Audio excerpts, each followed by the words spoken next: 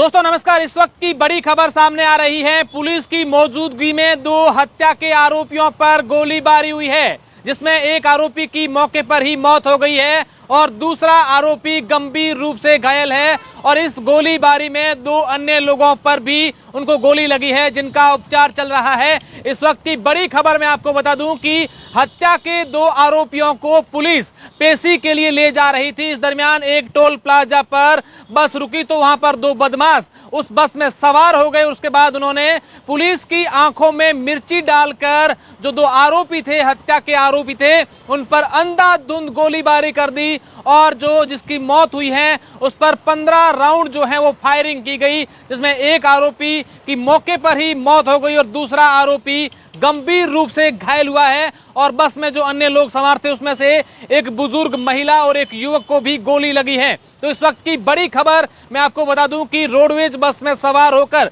Police 2 आरोपियों को पेशी पर ले जा रही थी। इस दरमियान टोल प्लाजा पर जब बस रुकी तो वहां पर 2 बदमाश बस में सवार हुए और उसके बाद दोनों बदमाशों ने पुलिस की आंखों में मिर्ची डाल दी और अंधाधुंध फायरिंग शुरू कर दी। बहुत बड़ी अपडेट, दिन दहाड़े हत्या की खबर, फायरिंग की खबर सामने आ रही है। मैं पूरी जानकारी आप लोगों को दूंगा, लेकिन अपने आप में बड़ी खबर यह है कि दिन दहाड़े किस तरीके से 2 बदमाशों ने पुलिस की मौजूदगी में बस में सवार होकर दोनों आरोपियों पर गोलीबारी की, फायरिंग की, जिसमें से एक आरोपी की मौके पर ही मौत हो गई और दूसरा आरोपी जो है वो गंभीर रूप से घायल है। इसके अलावा बस में सवार जो लोग थे उनको भी गोलियां लगी हैं। एक बुजुर्ग महिला जो थी उसको भी गोली लगी है, एक युवक को भी गोली लगी है।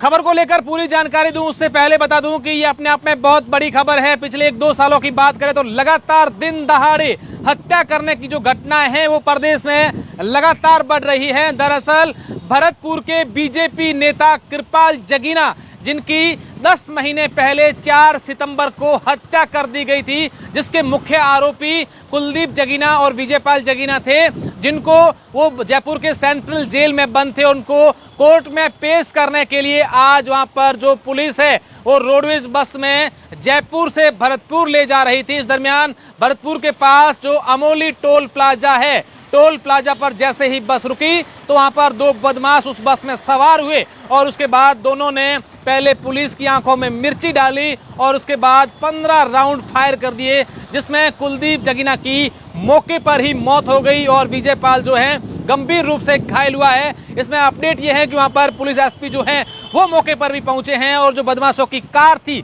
उसको भी पुलिस ने बरामद कर लिया है, अपने कब्जे में ले लिया है और दोनों की पहचान भी सीसीटीवी के आधार पर पुलिस ने कर दी है। अब की अगर इस वक्त की ताज़ा अपडेट की बात करें तो पुलिस ने 1-2 जनों को हिरासत में भी लिया है, ये सूचना मिल रही है। लेकिन अपने आप में बड़ी खबर है कि कृपाल जगीना के हत्याकांड के जो 2 आरोपी थे उन दोनों आरोपियों पर फायरिंग की गई।